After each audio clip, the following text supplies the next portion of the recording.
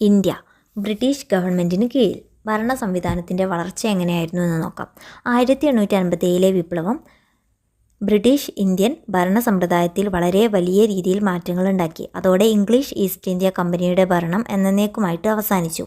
അധികാരം പൂർണ്ണമായിട്ടും ബ്രിട്ടീഷ് ഗവൺമെൻറ്റിൻ്റെ കൈകളിലായി. India secretary of state for India ആണ് ഇംഗ്ലണ്ടിൽ നിന്നും നേരിട്ട് ഇന്ത്യൻ ഭരണ സംവിധാനത്തിൻ്റെ ചുക്കാൻ പിടിച്ചിരുന്നത്. അദ്ദേഹത്തിൻ്റെ നേരിട്ടുള്ള നിയന്ത്രണത്തിലായിരുന്നു വൈസ്രോയിയുടെ നേതൃത്വത്തിലുള്ള മുഴുവൻ ബ്രിട്ടീഷ് ഇന്ത്യൻ ഭരണ സമ്പ്രദായവും. 1858 ഗവൺമെൻറ് ഓഫ് ഇന്ത്യ ആക്റ്റാണ് ഭരണപരമായിട്ടുള്ള ഈ മാറ്റങ്ങൾക്ക് നിയമസാധുത നൽകിയത്. ഇന്ത്യ സെക്രട്ടറി ബ്രിട്ടീഷ് മന്ത്രിസഭയിലെ അംഗമായിരുന്നു ഇന്ത്യ സെക്രട്ടറി. അദ്ദേഹമായിരുന്നു ഇന്ത്യയുടെ കാര്യങ്ങളുടെ ചുമതല വഹിച്ചിരുന്നത്. അദ്ദേഹത്തെ സഹായിക്കാൻ ഒരു 15-അംഗ കൗൺസിലുണ്ടായിരുന്നു. എന്നാൽ ഏറെ താമസിയാതെ നിയന്ത്രണാധികാരമുള്ള സമിതി എന്നതിന് പകരം വെറുമൊരു കൂടിയാലോചന സമിതിയായിട്ട് ഈ 15-അംഗ സമിതി മാറി.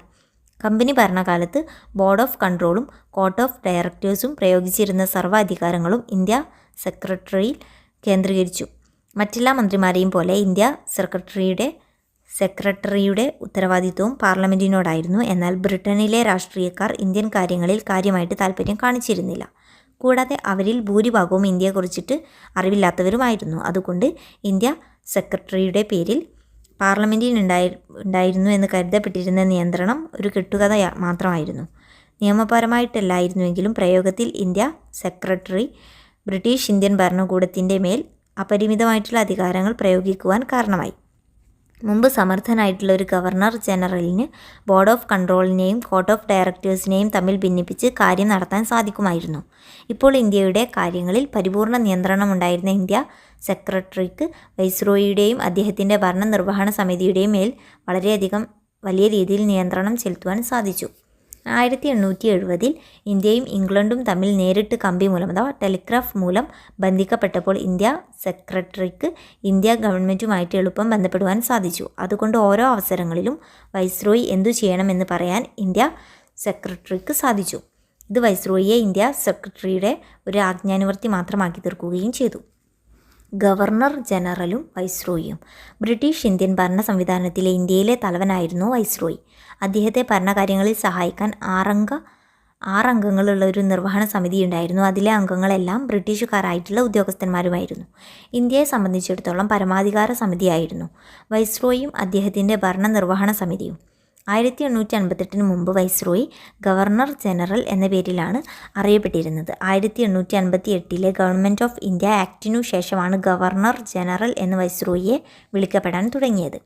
ഇന്ത്യയിൽ ബ്രിട്ടീഷുകാരുടെ നേരിട്ടുള്ള ഭരണത്തിന് കീഴിലുള്ള പ്രദേശങ്ങളെ സംബന്ധിച്ചിടത്തോളം വൈസ്രോയി ഗവർണർ ജനറലും ബ്രിട്ടീഷ് മേൽക്കോയ്മയ്ക്ക് കീഴിലുള്ള നാട്ടുരാജ്യങ്ങളിലെ ഭരണകർത്താക്കളെ സംബന്ധിച്ചിടത്തോളം അദ്ദേഹം വൈസ്രോയിയുമായിരുന്നു. അപ്പം നാട്ടുരാജ്യങ്ങളിലെ ഭരണകർത്താക്കൾക്ക് അദ്ദേഹം വൈസ്രോയിയും ബ്രിട്ടീഷുകാരുടെ നേരിട്ടുള്ള ഭരണത്തിന് കീഴിലുള്ള പ്രദേശങ്ങളിൽ അദ്ദേഹം ഗവർണർ ജനറലുമായിരുന്നു.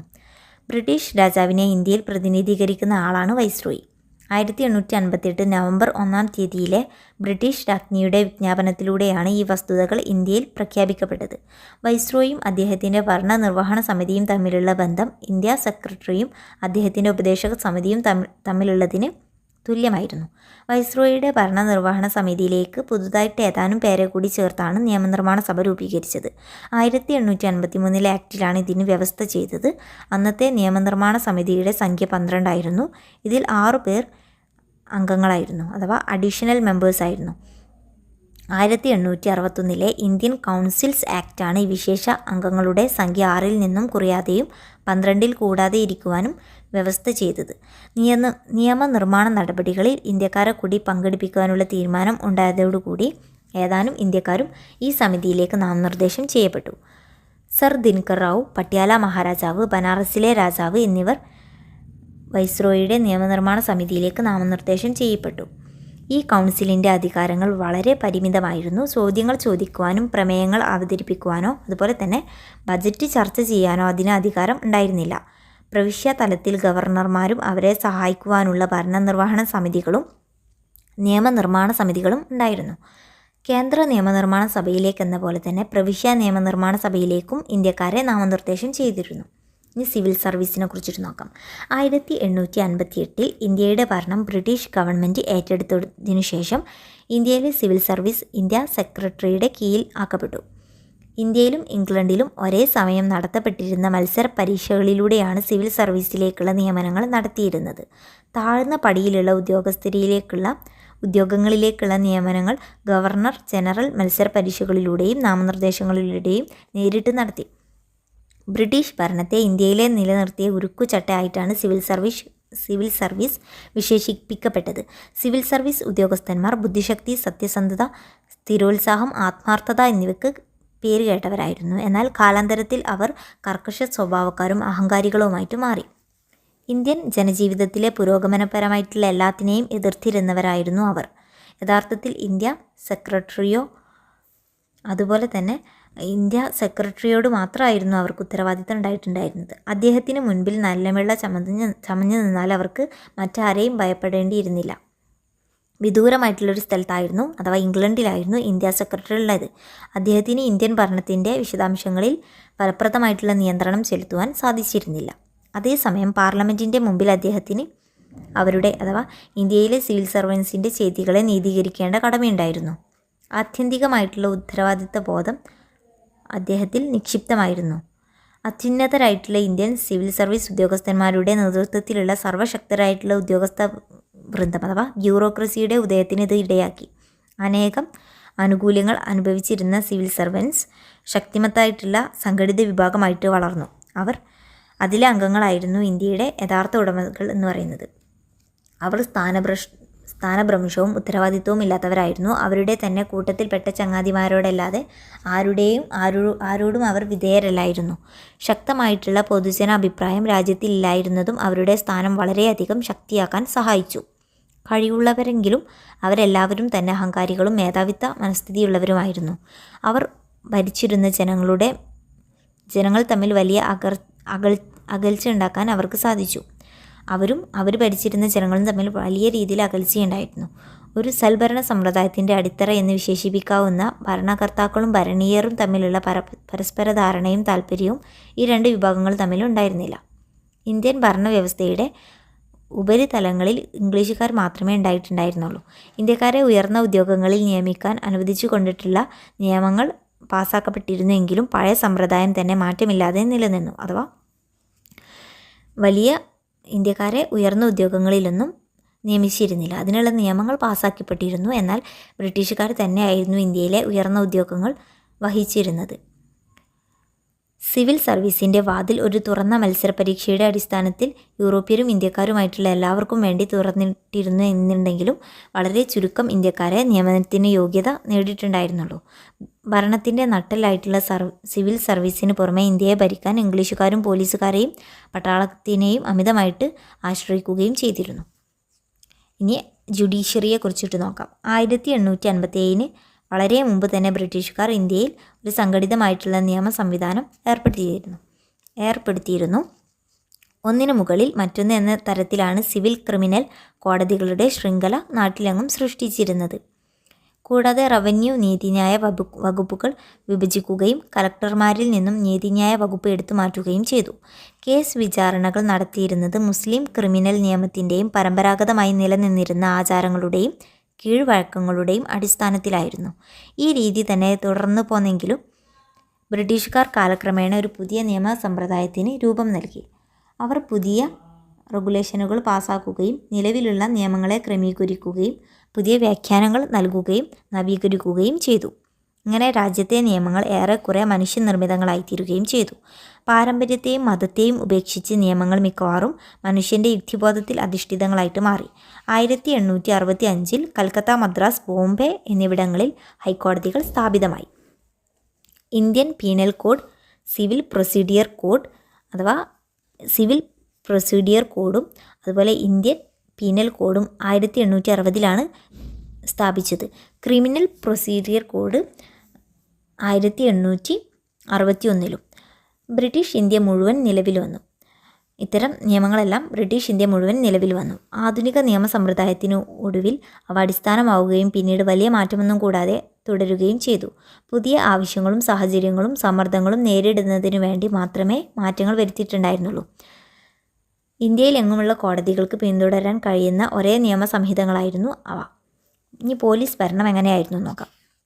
ഇന്ത്യയിലെ ബ്രിട്ടീഷ് ഭരണം സിവിൽ സർവീസ്, പട്ടാളം, പോലീസ് എന്നീ 3 രൂപങ്ങളിലാണ് നിലയുറപ്പിച്ചിരുന്നത്. കോൺവാലിസ് പ്രഭുവായിരുന്നു ബ്രിട്ടീഷ് ഇന്ത്യൻ പോലീസ് സമ്പ്രദായത്തിൻ്റെ സ്ഥാപകൻ. ഇന്ത്യയുടെ ഭരണ സമ്പ്രദായത്തിന് തന്നെ രൂപം നൽകിയിരുന്നത് അദ്ദേഹമായിരുന്നു. ആ കാലഘട്ടം വരെ പോലീസുകാരുടെ ചുമതലകൾ ഏറ്റെടുത്ത് നടത്തിയിരുന്ന സെമീന്ദാർമാരെ ആ ജോലിയിൽ നിന്നും വിടുവിപ്പിച്ച ശേഷം ഈസ്റ്റ് ഇന്ത്യ കമ്പനി അവരുടെ പ്രദേശങ്ങളിലെ ക്രമസമാധാന പാലനത്തിനായി കോൺവാലിസ് പ്രഭു സ്ഥിരമായിട്ടുള്ള പോലീസ് സേനയെ സംഘടിപ്പിച്ചു. ഇന്ത്യയിലെ പഴയ താനാസ് സമ്പ്രദായത്തെ അദ്ദേഹം നവീകരിച്ചു. ഇന്ത്യക്കാരായ ഡരോഗ എന്ന് പറഞ്ഞാൽ പോലീസ് ഓഫീസേഴ്സാണ് കേട്ടോ. അവരുടെ കാര്യാലയങ്ങൾ സ്ഥാപിതമായി. അതുപോലെ തന്നെ ഇന്ത്യക്കാരായിട്ടുള്ള ഡരോഗ പോലീസ് ഓഫീസറുടെ കീഴിൽ നിരവധി താനാസ് അഥവാ സർക്കിളുകൾ സ്ഥാപിക്കപ്പെട്ടു. തുടർന്ന് ജില്ലാ പോലീസ് ഭരണാധികാരികളുടെ അഥവാ DSP ഡിസ്ട്രിക്റ്റ് SP കാര്യാലയങ്ങൾ സ്ഥാപിതമാവുകയും ചെയ്തു. ഉയർന്ന തസ്തികകളിൽ നിന്ന് ഇന്ത്യക്കാരെ ഒഴിവാക്കിയിരുന്നു. കോൺവാലിസിൻ്റെ പോലീസ് വകുപ്പ് പരിഷ്കാരങ്ങൾ നടപ്പിലാക്കിയപ്പോൾ ഈ വിഷയത്തിൽ ഇന്ത്യ ഇംഗ്ലണ്ടിനും മുമ്പിലായിട്ട് മാറി. ഇംഗ്ലണ്ടിൽ അന്നും നല്ല ഒരു പോലീസ് ഭരണം ഉണ്ടായിട്ടുണ്ടായിരുന്നില്ല. കോൺവാലിസ് പ്രഭു പോലീസ് ഓഫീസർമാരുടെ ശമ്പളം ഉയർത്തുകയും സത്യസന്ധമായും കൃത്യമായും പ്രവർത്തിക്കുന്നതിനു വേണ്ടി ചുമതലകൾ നിർവഹിക്കുന്നവർക്ക് പാരിതോഷികങ്ങൾ നൽകുന്ന സമ്പ്രദായം നടപ്പിലാക്കുകയും ചെയ്തു. ഗ്രാമപ്രദേശങ്ങളിൽ പോലീസുകാരുടെ ചുമതലകൾ നിർവഹിച്ചത് കാവൽക്കാർ ആയിരുന്നു. ഗ്രാമജനതയാണ് അവരുടെ സംരക്ഷണത ഏറ്റെടുത്തിരുന്നത്. കൊള്ള ചെയ്യൽ പോലെയുള്ള ഗുരുതരമായിട്ടുള്ള കുറ്റങ്ങൾ കുറച്ചു കൊണ്ടുവരുന്നതിൽ പോലീസ് വളരെയധികം വിജയിച്ചു. വിദേശ ഭരണത്തിനെതിരായിട്ടുള്ള വ്യാപകമായിട്ടുള്ള ഗൂഢാലോചനകളെ ഫലപ്രദമായി നിയന്ത്രിക്കുവാൻ ഇന്ത്യൻ പോലീസിന് കഴിഞ്ഞിരുന്നു. ദേശീയ പ്രസ്ഥാനം രൂപം കൊണ്ടപ്പോൾ അതിനെ അടിച്ചമർത്താൻ പോലീസ് ഉപയോഗിക്കപ്പെട്ടു. ഇന്ത്യൻ ജനതയോടുള്ള അവരുടെ പെരുമാറ്റം സഹാനുഭൂതിയുള്ളതായിരുന്നില്ല. പോലീസ് നടപടികളെക്കുറിച്ച് അന്വേഷിച്ച 1813 ഒരു പാർലമെൻ്ററി കമ്മിറ്റി കൊള്ളക്കാർ ചെയ്യുന്നത് പോലെയുള്ള ക്രൂരപ്രവർത്തികൾ ഇന്ത്യയിലെ പോലീസ് ശാന്തശീലരായിട്ടുള്ള ഗ്രാമീണ ജനതകളുടെ മേൽ ചെയ്യുന്നതായിട്ട് ആരോപിച്ചു. വില്യം ബെൻഡിക് ഈ നിരീക്ഷണത്തെ ശരിവെച്ചു എന്ന് മാത്രമല്ല, ചെന്നായിയേക്കാൾ അതിഭുക്ഷുവായിട്ടുള്ള മൃഗമാണ് ആട്ടിടയൻ എന്ന് 1832 രേഖപ്പെടുത്തിയത് വില്യം ബെൻഡിക് ആണ് കേട്ടോ. 1832 രേഖപ്പെടുത്തിയ അദ്ദേഹം അതുപോലെ തന്നെ അനഭ്യസ്ത വിദ്യരും തത്വദീക്ഷയില്ലാത്തവരുമായിട്ടുള്ള നിരവധി പേർ പോലീസ് സേനയിൽ കടന്നുകൂടി എന്നത് 1912 ഗോപാലകൃഷ്ണ ഗോഖലെ പ്രസ്താവിക്കുകയുണ്ടായി. ബ്രിട്ടീഷ് ഇന്ത്യയിലെ പോലീസ് ഭരണത്തെക്കുറിച്ചിട്ട് അന്വേഷണം നടത്താൻ 1902 സർ ആൻഡ്രൂസ് ഫ്രേസറുടെ നേതൃത്വത്തിൽ ഒരു കമ്മീഷൻ നിയമിതമായി. പോലീസ് സേന തീരെ കാര്യക്ഷമമല്ലെന്നും പരിശീലനം, ഘടന എന്നിവയിൽ പാകപ്പിഴകൾ ഉണ്ടെന്നും അഴിമതി സാർവത്രികമാണെന്നും മറ്റും കമ്മിറ്റി അഭിപ്രായപ്പെട്ടു. ജനങ്ങളുടെ വിശ്വാസവും സഹകരണവും നേടുന്നതിൽ പോലീസ് പരാജയപ്പെടുന്നു എന്ന കാര്യം ആൻഡ്രൂസ് ഫ്രേസറുടെ നേതൃത്വത്തിലുള്ള കമ്മിറ്റി എടുത്തു പറഞ്ഞു. മറ്റു പല കാര്യങ്ങളും ശുപാർശ ചെയ്ത കൂട്ടത്തിൽ എല്ലാ റാങ്കുകളിൽപ്പെട്ടവർക്ക് ശമ്പള വർധനവ് അനുവദിക്കുക, എല്ലാ പ്രവിശ്യകളിലും സേനയുടെ സംഖ്യാബലം വർദ്ധിപ്പിക്കുക, ഓഫീസർമാർക്കും കോൺസ്റ്റബിൾമാർക്കും പരിശീലന സ്കൂളുകൾ സ്ഥാപിക്കുക, ഉയർന്ന റാങ്കുകളിലേക്ക് നേരിട്ട് നിയമനം നടത്തുക, ഒരു രഹസ്യാന്വേഷണ വകുപ്പ് രൂപവൽക്കരിക്കുക എന്നിങ്ങനെ പല കാര്യങ്ങളും നിർദ്ദേശിച്ചിരുന്നു. കമ്മീഷൻ്റെ ശുപാർശകൾ മിക്കതും സ്വീകരിക്കുകയും നടപ്പിലാക്കുകയും ചെയ്തു. 1905 തന്നെ ക്രിമിനൽ രഹസ്യാന്വേഷണ വകുപ്പ് സ്ഥാപിതമായി. ആരോഗ്യം, പോസ്റ്റ് ആൻഡ് ടെലിഗ്രാഫ്, വനം, എഞ്ചിനീയറിംഗ്, കസ്റ്റംസ്, റെയിൽവേ എന്നീ വകുപ്പുകളെ പോലെ പോലീസിലും ഉന്നത ഉദ്യോഗങ്ങൾ ബ്രിട്ടീഷ് പൗരന്മാർക്കായിട്ട് സംവരണം ചെയ്യപ്പെട്ടിരുന്നു. ബ്രിട്ടീഷുകാർക്ക് നൽകിയ ഈ പ്രാമാണ്യം യാദൃശ്ചികമായിട്ടുള്ളതായിരുന്നില്ല, മനഃപൂർവ്വമായിട്ട് നടപ്പിലാക്കിയതായിരുന്നു. രാജ്യത്തിന് അവരുടെ അധികാരം നടപ്പിലാക്കണമെങ്കിൽ ഇങ്ങനെ വേണമെന്ന് അവർക്ക് അറിയാമായിരുന്നു. വിസ്തൃതമായിട്ടുള്ളൊരു സാമ്രാജ്യത്തെ യൂറോപ്യരുടെ അധീനതയിൽ നിലനിർത്തേണ്ടതുണ്ട് എന്ന് ലാൻസ്ഡൗൺ പ്രഭു ഊന്നി പറഞ്ഞിരുന്നു. ഇന്ത്യൻ ദേശീയവാദികളുടെ സമ്മർദ്ദത്തിന് വഴങ്ങി 1918 മുതൽ ഭരണവകുപ്പുകളിൽ ഭാരതവൽക്കരണം ആരംഭിക്കുകയുണ്ടായി. അപ്പോഴും അധികാരവും നിയന്ത്രണവും ബ്രിട്ടീഷുകാരുടെ കൈകളിൽ തന്നെ ആയിരുന്നു. ഭാരതവൽക്കരണത്തിൻ്റെ ഫലമായിട്ട് രാഷ്ട്രീയ അധികാരം തങ്ങൾക്ക് ലഭ്യമാകുന്നില്ലെന്ന് ജനങ്ങൾക്ക് എളുപ്പം മനസ്സിലാക്കാൻ സാധിച്ചു. പല വകുപ്പുകളിൽ പ്രവർത്തിച്ചിരുന്ന ഇന്ത്യക്കാർ ബ്രിട്ടീഷ് ഭരണത്തിൻ്റെ ഏജൻറ്റുമാരായിട്ട് നിലകൊള്ളുകയും ബ്രിട്ടീഷുകാരും ബ്രിട്ടീഷുകാരുടെ സാമ്രാജ്യത്വ താൽപ്പര്യങ്ങളെ പരിപാലിക്കുകയും നടത്തിക്കൊണ്ടുപോവുകയും ചെയ്തു. ഇനി വിദേശ നയം. ബ്രിട്ടീഷ് ഭരണത്തിന് കീഴിൽ ബ്രിട്ടീഷുകാരുടെ ആവശ്യങ്ങളും താൽപ്പര്യങ്ങളും അടിസ്ഥാനമാക്കിയാണ് ഇന്ത്യക്കാരുടെ വിദേശ ബന്ധങ്ങൾ നിശ്ചയിച്ചിരുന്നത്. ഏഷ്യയിലും ആഫ്രിക്കയിലും ബ്രിട്ടീഷുകാർക്ക് മുഖ്യ ലക്ഷ്യങ്ങൾ രണ്ടെണ്ണമായിരുന്നു ഉണ്ടായിരുന്നത്. സാമ്രാജ്യം നഷ്ടപ്പെടാതെ പരിരക്ഷിക്കുക, അതുപോലെ വാണിജ്യ സാമ്പത്തിക താൽപ്പര്യങ്ങൾ പരിപോഷിപ്പിക്കുക എന്നിവയായിരുന്നു ഈ ലക്ഷ്യങ്ങൾ. ഈ ലക്ഷ്യങ്ങളുടെ സാക്ഷാത്കാരത്തിനുള്ള തിടുക്കത്തിൽ അതേ ലക്ഷ്യങ്ങളോട് കൂടി കടന്നു വന്ന മറ്റു സാമ്രാജ്യങ്ങളുമായിട്ട് ബ്രിട്ടീഷുകാർക്ക് സംഘട്ടനത്തിൽ ഏർപ്പെടേണ്ടി വന്നു. 1870 മുതൽ 1914 വരെയുള്ള കാലഘട്ടത്തിൽ ഏഷ്യയിലും ആഫ്രിക്കയിലും സാമ്രാജ്യ സ്ഥാപന യത്നത്തിൽ ഏർപ്പെട്ടിരുന്ന യൂറോപ്യൻ രാജ്യങ്ങൾ തമ്മിൽ നിരന്തരമായിട്ടുള്ള വഴക്കുകൾ ഉണ്ടായിക്കൊണ്ടിരുന്നു. നിർമ്മിത വസ്തുക്കൾ ധാരാളം വിൽക്കാനുള്ളവരും മൂലധനം നിക്ഷേപിക്കാനുള്ളവരും തങ്ങളുടെ വ്യാവസായിക വളർച്ചയ്ക്കാവശ്യമായിട്ടുള്ള റോ മെറ്റീരിയൽസ് അഥവാ അസംസ്കൃത വസ്തുക്കൾ അന്വേഷിച്ചു കൊണ്ടിരുന്നവരുമായിട്ടുള്ള ഇത്തരം രാഷ്ട്രങ്ങൾ അവരുടെ നിയന്ത്രണങ്ങൾ ഇത്തരം കോളനികൾക്ക് മേൽ വിസ്തൃതമാക്കാൻ വേണ്ടിയിട്ട് പരിശ്രമിച്ചു. വ്യാവസായിക താൽപ്പര്യങ്ങൾ വളർത്താൻ വേണ്ടി എതിരാളികൾക്ക് നേരെ ബലപ്രയോഗം നടത്തുവാനും യൂറോപ്യൻ ശക്തികൾ തമ്മിൽ പ്രയത്നിച്ചു. അങ്ങനെ പാശ്ചാത്യ കൊളോണിയൽ രാഷ്ട്രങ്ങൾ തമ്മിൽ വാണിജ്യ സംബന്ധമായിട്ടുള്ള നേട്ടങ്ങൾക്കായിട്ടുള്ള കടുത്ത മത്സരം നടന്നു. യൂറോപ്യൻ രാജ്യങ്ങൾ അവർക്കിടയിൽ ആഫ്രിക്കയെ വിഭജിച്ച് വീതം വെച്ചു. ഏഷ്യയിൽ ശിഥിലമായിക്കൊണ്ടിരുന്ന ടർക്കിയെയും പശ്ചിമേഷ്യയിലെയും ഓട്ടോമൻ സാമ്രാജ്യത്തിൻ്റെ നിയന്ത്രണത്തിനായി ജർമ്മനിയും ബ്രിട്ടനും റഷ്യയും തമ്മിൽ മത്സരിച്ചു. മധ്യപൂർവ്വ ഏഷ്യകളിൽ റഷ്യയുടെ നിയന്ത്രണം വ്യാപകമായി. 1880കളിൽ ഫ്രാൻസ് ഇന്ത്യയും ചൈനയും കൈയടക്കി. തായ്ലാൻഡിൻ്റെയും ഉത്തര ബർമ്മയുടെയും നിയന്ത്രണത്തിലായി ബ്രിട്ടനും ഫ്രാൻസും മത്സരിച്ചു. നിയന്ത്രണത്തിന് വേണ്ടിയിട്ട് അവർ തമ്മിൽ മത്സരിച്ചു. 1898 ഹാവോയിയും ഫിലിപ്പൈൻസും അമേരിക്കയുടെ അധീനതയിലായി. 1905 ജപ്പാൻ കൊറിയ എന്നിവ കീഴടക്കി. 1895 ചീനയുടെ ഭാഗങ്ങൾ കൈവശപ്പെടുത്തുന്നതിനായിട്ട് പല ശക്തികളും പരസ്പരം സംഘട്ടനത്തിൽ ഏർപ്പെട്ടു. കൂടുതൽ കോളനികൾ സ്ഥാപിക്കുന്നതിൽ വിജയിയായിട്ടുള്ള ബ്രിട്ടന് എല്ലാ വശത്തു നിന്നും എതിർപ്പുകളെ നേരിടേണ്ടി വന്നു. ഇന്ത്യ സാമ്രാജ്യം സംരക്ഷിക്കാനുള്ള മോഹത്താലും സാമ്പത്തിക താൽപ്പര്യങ്ങൾ പരിരക്ഷിക്കാൻ വേണ്ടിയും ഇതര സാമ്രാജ്യ ശക്തികളെ അകറ്റി നിർത്തുന്നതിന് വേണ്ടിയും ബ്രിട്ടീഷ് ഭരണാധികാരികൾ പൂർവ്വദേശത്തുള്ള അയൽ രാജ്യങ്ങളുമായിട്ട് യുദ്ധം ചെയ്യേണ്ടി വന്നു. ബ്രിട്ടീഷ് സാമ്രാജ്യത്വത്തിൻ്റെ ആവശ്യങ്ങളുടെ അടിസ്ഥാനത്തിലാണ് ഇന്ത്യയുടെ വിദേശനയം രൂപീകരിച്ചിരുന്നത്. അവരുടെ താൽപ്പര്യങ്ങൾക്ക് വേണ്ടി ഇന്ത്യക്ക് പല യുദ്ധങ്ങളും ചെയ്യേണ്ടി വന്നു. യുദ്ധാവശ്യത്തിനായിട്ട് ഇന്ത്യൻ പട്ടാളക്കാർക്ക് രക്തവും നികുതിദായകന് പണവും ചെലവഴിക്കേണ്ടി വന്നു. അഥവാ ഇന്ത്യൻ പട്ടാളക്കാർക്ക് അവരുടെ ജീവൻ നൽകേണ്ടി വന്നു. നികുതി നൽകുന്നവർക്ക് അവരുടെ സമ്പത്ത് മുഴുവനും ഇത്തരം ബ്രിട്ടൻ്റെ ആവശ്യത്തിന് അവർ നടത്തുന്ന യുദ്ധത്തിന് പണം ചെലവഴിക്കേണ്ടിയും വന്നു. ആഫ്രിക്കയിലും ഏഷ്യയിലും ബ്രിട്ടീഷുകാർക്ക് വേണ്ടി ഇന്ത്യൻ പട്ടാളം യുദ്ധം ചെയ്തു. ഇന്ത്യ ഗവൺമെൻറ്റിൻ്റെ ചെലവുകളിൽ നല്ലൊരു ഭാഗവും ഈ യുദ്ധാവശ്യങ്ങൾക്ക് വേണ്ടിയിട്ടുള്ളതായിരുന്നു. ഉദാഹരണത്തിന് ഇന്ത്യയുടെ വരുമാനത്തിൽ പകുതിയിലധികവും ഏതാണ്ട് 52% 1904 സൈനിക ആവശ്യങ്ങൾക്ക് വേണ്ടിയിട്ടാണ് ചെലവഴിച്ചത്. വടക്കു പടിഞ്ഞാറൻ അതിർത്തി ദേശങ്ങളും അഫ്ഗാനിസ്ഥാനുമായിട്ടുള്ള ബന്ധം. 19-ാം നൂറ്റാണ്ടിൽ ഇന്ത്യയും അഫ്ഗാനിസ്ഥാനും വടക്കും പടിഞ്ഞാറൻ അതിർത്തിയും പ്രവിശ്യകളും തമ്മിലുണ്ടായിരുന്ന ബന്ധം ആംഗ്ലോ റഷ്യൻ മത്സരത്തിൻ്റെ അടിസ്ഥാനത്തിലുള്ളതായിരുന്നു. പശ്ചിമേഷ്യ, ദക്ഷിണേഷ്യ, പൂർവേഷ്യ എന്നിവിടങ്ങളിലേക്ക് തങ്ങളുടെ അധികാരം വ്യാപിപ്പിക്കണമെന്ന് ബ്രിട്ടൻ മോഹിച്ചു. മധ്യ പശ്ചിമ പൂർവേഷ്യയിൽ അധികാര വ്യാപനത്തിന് റഷ്യയും ആഗ്രഹിച്ചു. ഇതിൻ്റെ ഫലമായിട്ട് ഏഷ്യയിലെങ്ങും രണ്ട് ശക്തികൾ തമ്മിൽ സംഘട്ടനമുണ്ടായി. 1855 ഫ്രാൻസിൻ്റെയും ടർക്കിയുടെയും സഹായത്തോടെ ബ്രിട്ടൻ റഷ്യയുമായിട്ട് ക്രിമിയൻ യുദ്ധത്തിൽ ഏർപ്പെട്ടു. 19-ാം നൂറ്റാണ്ടിലുടനീളം അഫ്ഗാനിസ്ഥാനിലൂടെയും വടക്കു പടിഞ്ഞാറൻ അതിർത്തി സംസ്ഥാനങ്ങളിലൂടെയും റഷ്യ ഇന്ത്യയെ ആക്രമിച്ചേക്കുമെന്ന ഭീഷണി ബ്രിട്ടീഷ് ഗവൺമെൻറ് വെച്ചു പുലർത്തി. അതുകൊണ്ട് തന്നെ ഇന്ത്യയുടെ അതിർത്തികളിൽ നിന്ന് റഷ്യയെ അകറ്റി നിർത്തുന്ന കാര്യത്തിൽ ബ്രിട്ടീഷ് ഗവൺമെൻറ് പ്രത്യേകം ശ്രദ്ധ കേന്ദ്രീകരിച്ചു. മധ്യ ഏഷ്യയിൽ വ്യാപാര വിഷയത്തിൽ ബ്രിട്ടനും റഷ്യയും തമ്മിലുണ്ടായിരുന്ന മത്സരമായിരുന്നു ശത്രുതയ്ക്കുള്ള മറ്റൊരു കാരണം. മധ്യേഷ്യ മുഴുവനും റഷ്യയുടെ സ്വാധീന മേഖലയിൽ വരികയാണെങ്കിൽ അവിടെയുള്ള വ്യാപാര രംഗത്തുനിന്നും ബ്രിട്ടൻ പുറത്താക്കപ്പെടും എന്ന് ബ്രിട്ടൻ മനസ്സിലാക്കി. സിന്ധു നദിക്കും അഫ്ഗാനിസ്ഥാനും ഇടയ്ക്കുള്ള തരിശായ കുന്നിൻ പ്രദേശങ്ങൾ ഉൾപ്പെടുന്ന പ്രദേശമാണ് ഇന്ത്യയുടെ വടക്കു പടിഞ്ഞാറൻ പ്രവിശ്യ.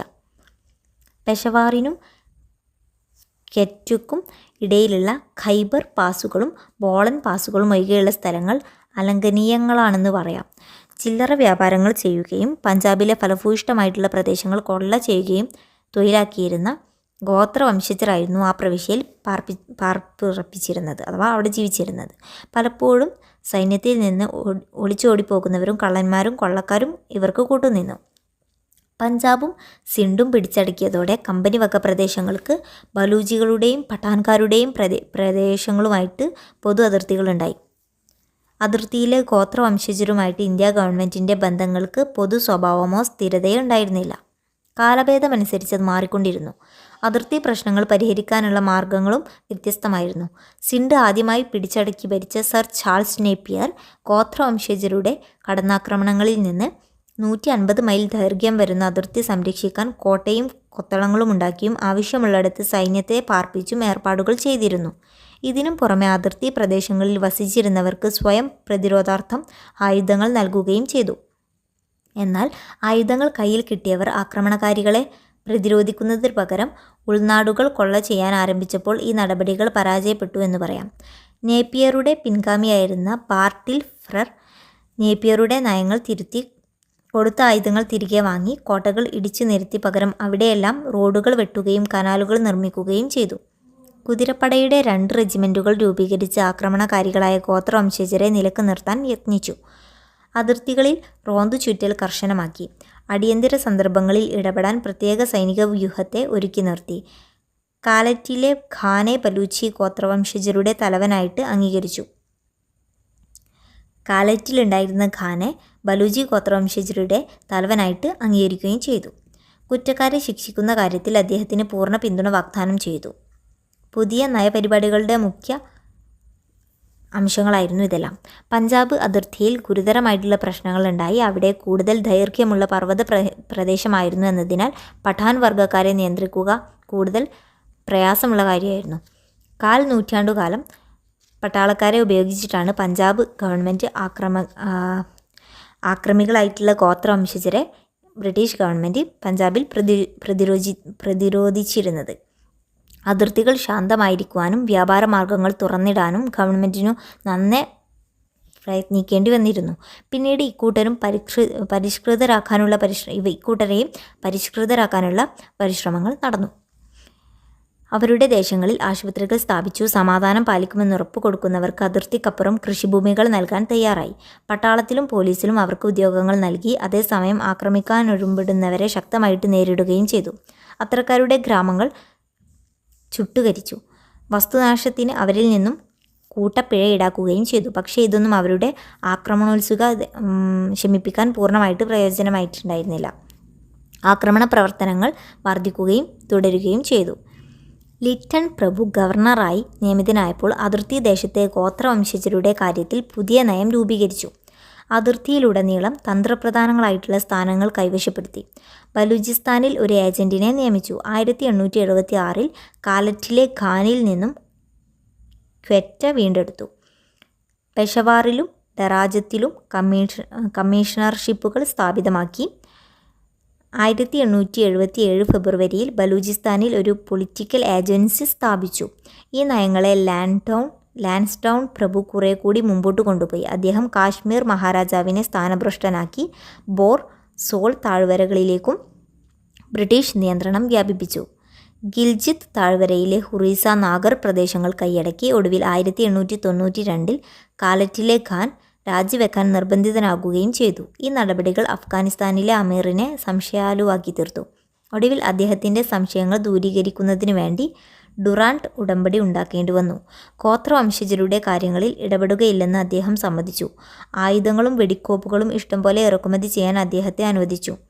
12 ലക്ഷത്തിൽ നിന്ന് 18 ലക്ഷമായി അദ്ദേഹത്തിനുള്ള സഹായധനം ഉയർത്തി. ഗിൽജിത്തും ചിത്രാളും സംരക്ഷിത പ്രദേശങ്ങളായി ഇന്ത്യ ഗവൺമെൻറ് പ്രഖ്യാപിച്ചു. അല്പകാലത്തേക്ക് അമീറുമായിട്ട് നല്ല ബന്ധങ്ങൾ സ്ഥാപിക്കുവാൻ ഈ ഉടമ്പടി ഉപകരിച്ചുവെങ്കിലും അപരിഷ്കൃത ഗോത്രങ്ങളുമായിട്ടുള്ള സംഘടന ഭീതി ഒഴിവാക്കാൻ അത് സഹായകമായിട്ടുണ്ടായിരുന്നില്ല. ബ്രിട്ടീഷുകാരുടെ ലക്ഷ്യങ്ങളിൽ അമീർ പോലും ഭയങ്കരമായിട്ട് സംശയിച്ചു. കുഴപ്പം പിടിച്ചൊരു കാലമാണ് തുടർന്നുണ്ടായത്. ചിത്രാൾ കോട്ടയിൽ വെച്ച് ബ്രിട്ടീഷ് ഏജൻറ്റ് ആക്രമിക്കപ്പെട്ടു. ചക്ടാറ മാൽഖണ്ഡ് എന്നീ ബ്രിട്ടീഷ് കോട്ടകളുടെ നേർക്കും ആക്രമണമുണ്ടായി. മൊഹ്മാൻഡ്, ഒരക്കാസി, അഫ്രിഡി എന്നീ ഗോത്രവർഗ്ഗക്കാർ ആയുധമെടുത്തു. ബ്രിട്ടീഷുകാർക്കെതിരായി അമീർ വിശുദ്ധ യുദ്ധം പ്രഖ്യാപിച്ചു. കുഴപ്പം അടിച്ചമർത്തുവാനും സമാധാനം പുനഃസ്ഥാപിക്കുവാനുള്ള യത്നത്തിൽ നിരവധി പേർ കൊല്ലപ്പെട്ടു. തുടർന്ന് ആ പ്രദേശത്തെ കോട്ടകളിലെല്ലാം പട്ടാളക്കാവൽ ഏർപ്പെടുത്തി. ബ്രിട്ടീഷുകാർ പട്ടാളക്കാവൽ ഏർപ്പെടുത്തി. 1899 ഇന്ത്യയിൽ ആഗതനായിട്ടുള്ള കഴ്സൺ പ്രഭു 10,000-ലധികം ബ്രിട്ടീഷ് ഭടന്മാരെ ഗോത്രവംശ മേഖലയിൽ നിയോഗിക്കപ്പെട്ടിരിക്കുന്നതായിട്ട് മനസ്സിലാക്കി. നിലവിലുള്ള നയം തിരുത്തുകയും കൂടുതൽ യാഥാർത്ഥ്യനിഷ്ഠവും സാമാന്യബുദ്ധിക്ക് നിരക്കുന്നതുമായിട്ടുള്ള പുതിയ നയത്തിന് രൂപം നൽകുകയും ചെയ്തു. സൈനിക വ്യാപനത്തിനു ബദലായിട്ട് കേന്ദ്രീകരണം, പ്രകോപനത്തിനു പകരം അനുരഞ്ജനം എന്നിങ്ങനെ ആ നയത്തെ അദ്ദേഹം മാറ്റി. ആംഗ്ലോ അഫ്ഗാൻ ബന്ധങ്ങൾ. ഇന്ത്യയുടെ വടക്കു പടിഞ്ഞാറ് പർവ്വതങ്ങളാൽ ചുറ്റിക്കിടക്കുന്ന രാജ്യമാണ് അഫ്ഗാനിസ്ഥാൻ. പാകിസ്ഥാൻ, ഇറാൻ, മുമ്പത്തെ റഷ്യ എന്നിവയാണ് അതിൻ്റെ അതിർത്തി രാജ്യങ്ങൾ. 7-ാം നൂറ്റാണ്ടിൽ അതൊരു മുസ്ലിം രാജ്യമായി തീർന്നു. നാദിർഷായുടെ ആക്രമണകാലം വരെ അത് മുഗൾ സാമ്രാജ്യത്തിൻ്റെ ഭാഗമായിരുന്നു. നാദിർഷായുടെ സേനാധിപതിയായിരുന്ന അഹമ്മദ് ഷാ അബ്ദാലി അതിനെ സ്വതന്ത്ര രാഷ്ട്രമാക്കി തീർത്തു. അമീർ എന്നാണ് അതിൻ്റെ ഭരണാധികാരി അറിയപ്പെട്ടിരുന്നത്. രാജ്യത്തിൻ്റെ തന്ത്രപ്രധാനമായിട്ടുള്ള സ്ഥാനമാണ് ബ്രിട്ടീഷുകാരെ അങ്ങോട്ട് ആകർഷിച്ചത്. 19-ാം നൂറ്റാണ്ടിൽ നെപ്പോളിയനെക്കുറിച്ചിട്ടുള്ള ഭയവും പിന്നീട് മധ്യേഷ്യയിലേക്കുള്ള റഷ്യക്കാരുടെ മുന്നേറ്റവും ഇന്ത്യ ഗവൺമെൻറ്റിന് അഫ്ഗാനിസ്ഥാൻ്റെ കാര്യങ്ങളിൽ താൽപ്പര്യം വർദ്ധിപ്പിച്ചു. അങ്ങനെ ആംഗ്ലോ അഫ്ഗാൻ ബന്ധത്തിൻ്റെ രീതിയിലും സ്വഭാവത്തിലും അത് നിർണ്ണയിക്കപ്പെട്ടത് ഫ്രാൻസിനെക്കുറിച്ചും റഷ്യയെക്കുറിച്ചിട്ടുമുള്ള ഇന്ത്യ ഗവൺമെൻറ്റിൻ്റെ ഭയവും ആശങ്കകളുടെയും അടിസ്ഥാനത്തിലായിരുന്നു. നെപ്പോളിയൻ്റെ പതനത്തോടു കൂടി ഫ്രാൻസിൽ നിന്നുള്ള അപകടം ഇല്ലാതായി. എന്നാൽ മധ്യേന്ത്യയിലേക്കും പിന്നീട് പേർഷ്യയിലേക്കും അഫ്ഗാനിസ്ഥാൻ്റെ അതിർത്തികളിലേക്കുമുള്ള റഷ്യയുടെ മുന്നേറ്റം ബ്രിട്ടീഷുകാർക്ക് വളരെയധികം ഭയമുണ്ടാക്കി. റഷ്യയുടെ തെക്കോട്ടുള്ള വികസനം തങ്ങളുടെ ഇന്ത്യ സാമ്രാജ്യത്തിനെതിരായിട്ടുള്ള ഒരു നീക്കമായിട്ടാണ് ബ്രിട്ടീഷുകാർ കണ്ടിട്ടുണ്ടായിരുന്നത്. ഒന്നാം ആംഗ്ലോ അഫ്ഗാൻ യുദ്ധം നോക്കാം. ഇക്കാലത്ത് രാഷ്ട്രീയ കലാപങ്ങൾ അഫ്ഗാനിസ്ഥാനെ ശക്തിയായിട്ട് പിടിച്ചുലച്ചിരുന്നു. 1800-നും 1809-നും ഇടയ്ക്ക് 3 ഭരണാധികാരികൾ സിംഹാസനഭ്രഷ്ടരായി. അവസാനം സുദീർഘമായിട്ടുള്ള ആഭ്യന്തര സമരങ്ങൾക്കും കുഴപ്പങ്ങൾക്കും ശേഷം ദോസ്ത് മുഹമ്മദ് എന്ന സമർത്ഥനായിട്ടുള്ള വർഗ്ഗത്തലവൻ 1826-ൽ രാജാവായി തീർന്നു. പക്ഷേ അദ്ദേഹത്തിൻ്റെ നിലയും സുരക്ഷിതമായിരുന്നില്ല. ആഭ്യന്തര കലാപങ്ങളാലും വിദേശ ആക്രമണങ്ങളാലും അദ്ദേഹം ഭയപ്പെട്ടു. ഇതിൽ നിന്നും രക്ഷപ്പെടാൻ അദ്ദേഹം ആദ്യം ഇംഗ്ലീഷുകാരോട് സഹായം അഭ്യർത്ഥിച്ചു. അത് ലഭിക്കില്ല എന്ന് മനസ്സിലാക്കിയപ്പോൾ പേർഷ്യയുടെയും റഷ്യയുടെയും സഹായം തേടി. ഇത് ഇംഗ്ലീഷുകാരെ പ്രകോപിപ്പിച്ചു. അങ്ങനെ 1839-ൽ അഫ്ഗാനിസ്ഥാനും ഇംഗ്ലണ്ടും തമ്മിലുള്ള ആദ്യത്തെ യുദ്ധം പൊട്ടിപ്പുറപ്പെട്ടു. ഓക്ലൻഡ് പ്രഭു ആയിരുന്നു അന്നത്തെ ഗവർണർ ജനറൽ. 4 വർഷത്തോളം ദീർഘിച്ച ഈ യുദ്ധത്തിൻ്റെ ആദ്യ പാദങ്ങളിൽ ഇംഗ്ലീഷുകാർ അഫ്ഗാനിസ്ഥാൻ പിടിച്ചെടുത്തുവെങ്കിലും ഏറെ താമസിയാതെ അഫ്ഗാനിക്കാരിൽ നിന്നും അവർക്ക് വലിയ തിരിച്ചടിയുണ്ടായി. ഇതേ തുടർന്ന് ബ്രിട്ടീഷ് സേന അവിടെ നിന്നും പിൻവാങ്ങാൻ നിർബന്ധിതമായി. ഈ പിൻവാങ്ങൽ തികഞ്ഞ അവ്യവസ്ഥതയും അതുപോലെ ബ്രിട്ടീഷ് പട്ടാളക്കാരുടെ കൂട്ടക്കൊലയ്ക്കും കളമൊരുക്കി. ഒരേ ഒരു ബ്രിട്ടീഷുകാരൻ മാത്രമാണ് ഈ ദുരന്തത്തെ അതിജീവിച്ചത്, ഡോക്ടർ ബ്രൈഡൻ. ഓക്ലൻഡ് പ്രഭു വിവരമറിഞ്ഞ് അദ്ദേഹം ഞെട്ടിപ്പോയി. രാജിവെക്കാൻ അദ്ദേഹം ഈ ഓക്ലൻഡ് പ്രഭു നിർബന്ധിതനായി. ഓക്ലൻഡിൻ്റെ പിൻഗാമിയായി വന്ന എല്ലൻ ബറോ പ്രഭു അഫ്ഗാൻകാർക്ക് നിർണായകമായിട്ടുള്ള പ്രഹരമേൽപ്പിച്ചിട്ട് ബ്രിട്ടീഷുകാരുടെ യശസ്സ് വീണ്ടെടുത്ത ശേഷം അവിടെ നിന്നും പിന്മാറി. ഇന്ത്യയിൽ നിന്ന് മടങ്ങിച്ചെന്ന ദോസ്ത് മുഹമ്മദ് വീണ്ടും അമീറായി. 20 വർഷക്കാലം കൂടി അദ്ദേഹം അവിടെ രാജ്യം ഭരിച്ചു. ഒന്നാം അഫ്ഗാൻ യുദ്ധത്തിന് ബ്രിട്ടീഷുകാർക്ക് യാതൊന്നും നേടാൻ കഴിഞ്ഞിരുന്നില്ല. 20,000-ഓളം ആളുകളും 15 ദശലക്ഷം പവനും അവർക്ക് നഷ്ടമായി. 1852-ലും 1854-ലും റഷ്യൻ പിന്തുണയോടെ പേർഷ്യക്കാർ ഹീററ്റ് ആക്രമിച്ചപ്പോൾ ഭയചകിതനായിട്ടുള്ള ദോസ്ത് മുഹമ്മദ് 1855-ൽ ഡൽഹൗസി പ്രഭുവുമായിട്ട് സൗഹൃദ ഉടമ്പടിയുണ്ടാക്കി. ഇംഗ്ലീഷുകാരുടെ സഹായത്താൽ അദ്ദേഹം അഥവാ ഈ പറഞ്ഞിട്ടുള്ള ദോസ്ത് മുഹമ്മദ് ഹീററ്റ് കൈവശപ്പെടുത്തുകയും ചെയ്തു. 1857-ലെ കലാപകാലത്ത് പോലും ഇംഗ്ലീഷുകാരുടെ വിശ്വസ്ത സുഹൃത്തായി ഇരിക്കുകയും ചെയ്തു. 1863-ൽ ദോസ്ത് മുഹമ്മദ് അന്തരിച്ചപ്പോൾ അദ്ദേഹത്തിൻ്റെ മക്കൾ തമ്മിലുണ്ടായ അവകാശ തർക്കം 1868 വരെ നീണ്ടുപോയി. അന്നത്തെ വൈസ്രോയി ആയിരുന്ന ലോറൻസ് പ്രഭു അഫ്ഗാൻ കാര്യങ്ങളിൽ ഒട്ടും ഇടപെടാതിരിക്കുക എന്ന നയമാണ് സ്വീകരിച്ചിരുന്നത്.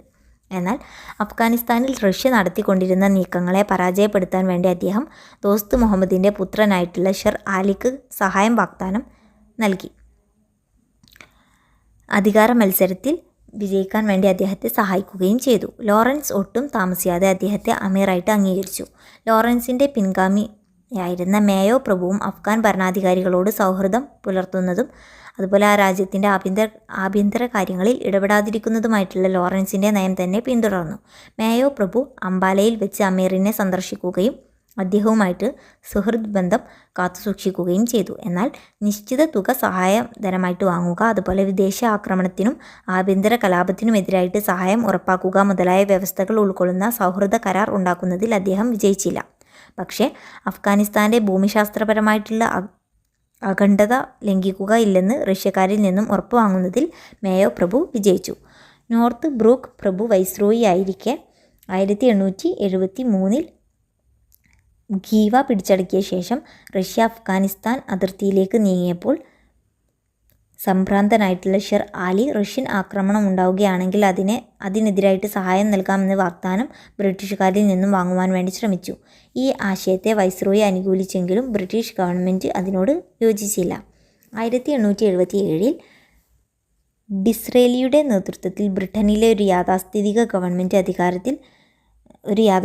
ഗവൺമെൻറ് ബ്രിട്ടനിൽ അധികാരത്തിൽ വന്നു. ഇത് ആംഗ്ലോ അഫ്ഗാൻ ബന്ധത്തിൽ ഒരു വഴിത്തിരിവായി. അഫ്ഗാൻകാരോട് കർക്കശമായി പെരുമാറാൻ പുതിയ മന്ത്രിസഭ വൈസ്രോയിയോട് ആവശ്യപ്പെട്ടു.